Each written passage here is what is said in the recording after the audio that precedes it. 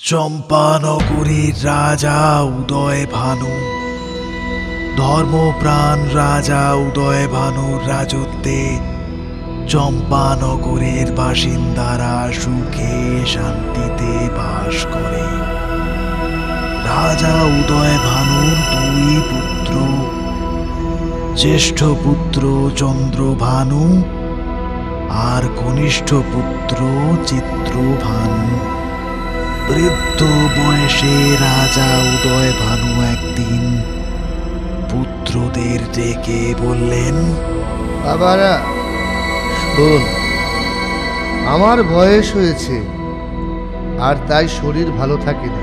তোরা বড় হয়েছিস, উপযুক্ত হয়েছিস রাজ্য শাসনের। না না পিতা, তা হয় না। দেশের প্রজারা আপনাকেই রাজা হিসেবে দেখে আসতে অভ্যস্ত। আপনার সুশাসনে তারা সুখে শান্তিতে রয়েছে, তাই এভাবে হঠাৎ আপনি দায়িত্ব থেকে সরে দাঁড়ালে। তুই থাম তো। না না পিতা, সত্যিই আপনার বয়স হয়েছে, এবার আপনার বিশ্রাম নেওয়া উচিত। আপনি নিশ্চিন্তে থাকুন, আমরা ঠিক রাজ্য চালনা করতে পারব। আচ্ছা বাবা, আচ্ছা, আমি নিশ্চিন্ত হলাম। আগামীকালই আমি বানপ্রস্থে যাব। তোরা সাবধানে থাকিস, মিলেমিশে থাকিস বাবারা। দুই ভাইয়ের উপর রাজ্যভার সঁপে দিয়ে মহারাজ উদয় ভানু বানপ্রস্থে চলে গেলেন।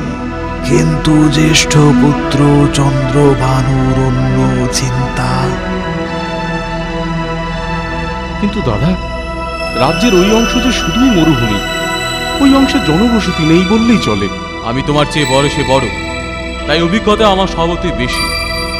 জনবসতিপূর্ণ নগর আমি দেখব, আর তোমার অভিজ্ঞতা যেহেতু কম, তুমি ওই মরুভূমি দেখো। বড় ভাইয়ের কথা মতো চিত্রভানু জনবসতি শূন্য মরুভূমির রাজত্ব নিয়ে চলে গেল। মরুভূমির ওপারে ছিল সিংহল রাজ্য। এক মায়াবী ডাইনির মায়া বলে রাজ্যের প্রতিটি মানুষ দুর্বল, খর্বকার হয়ে যায়, এবং রাজকুমারীও সেই ডাইনির কাছে বন্দী হয়ে থাকে। মহামন্ত্রী, সমস্ত প্রতিবেশী রাজ্যে ঘোষণা করে দাও, যে ব্যক্তি ওই ডাইনির হাত থেকে রাজ্যকে মুক্ত করতে পারবে এবং রাজকুমারীকে তার কাছ থেকে ফিরিয়ে আনতে পারবে, তার সাথেই রাজকুমারীর বিবাহ ও সিংহলের অর্ধেক রাজত্ব দেওয়া হবে। কি এই ব্যাপার? আমি যাব সিংহলের প্রজাদের ডাইনির হাত থেকে রক্ষা করতে। রাজবৈদ্যকে ডেকে পাঠাও। আমি কিচ্ছু জানি না, আমার আগামীকালই ওই ঔষধ চাই। সারা রাত জেগে রাজবৈদ্য সারা রাজ্যের প্রতিবেশী রাজ্যের বৈদ্য সকলে মিলে ঔষধ প্রস্তুত করল। পরদিন রাজা চন্দ্রভানু সিংহলের উদ্দেশ্যে মরুভূমির পথে রওনা দিল। বাবা, বড় ক্ষুধার্ত আমি, যদি কিছু আহারের ব্যবস্থা করে দাও। কিচ্ছু নেই আমার কাছে, তুমি যাও। ওই তো, ওই বাক্সে নিশ্চয়ই খাবার আছে, আমায় কিছু দিয়ে যাও না বাছা। ও বাক্সে কিচ্ছু নেই, ওতে সাপ ব্যাঙ কচু পোড়া আছে। বেশ বেশ, যা বললে তাই নিয়ে যাও, তাই নিয়ে যাও, তাই নিয়ে যাও। মহারাজ চন্দ্রভানু মরুভূমির দীর্ঘ পথ অতিক্রম করে এসে পৌঁছলেন সিংহল রাজ্যে। মহারাজ, আমি একটি ঔষধ এনেছি, যার দ্বারা আপনার রাজ্যের প্রজারা আবার সুস্থ সবল হয়ে উঠবে এবং পূর্বের ন্যায় রূপ আবার ফিরে পাবে। অতি উত্তম, অতি উত্তম। কই, তবে এক্ষুনি সে ঔষধ প্রয়োগ করুন মহারাজ। আপনি আমার প্রজাদের রক্ষা করুন। হ্যাঁ হ্যাঁ হ্যাঁ, এক্ষুনি সুস্থ করে তুলব তাদের। এই দেখুন। হ্যাঁ, এ কি? এসব কি? বাক্স বোঝাই করে সাপ, ব্যাং আর ওই কচুপুরা এনেছেন। আমার বিপদের দিনে আপনি কৌতুক করতে এসেছেন? বেরিয়ে যান, বেরিয়ে যান আপনি। সিংহলের খবর রাজা চিত্রভানুর কাছেও পৌঁছলো। তিনি চিন্তা করতে লাগলেন, আমি বড়ই ক্ষুধার্ত, একটু আহার আর তৃষ্ণা মেটাবার জল যদি পেতাম বড় উপকার হতো। ও তুমি ক্ষুধার্ত? এসো, এসো আমার সঙ্গে।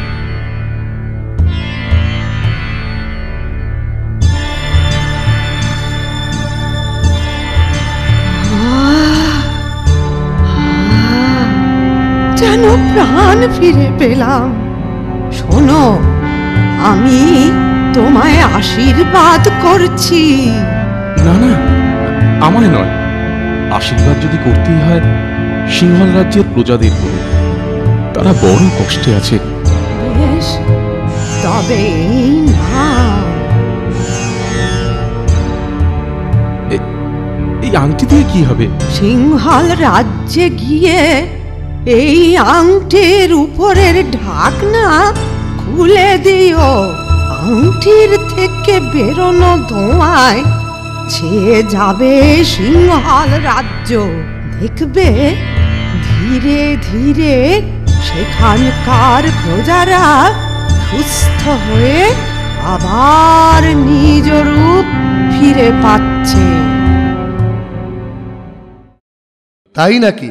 তবে আর দেরি নয় যুবরাজ, এখনই আপনি ওই আংটির ঢাকনা খুলুন।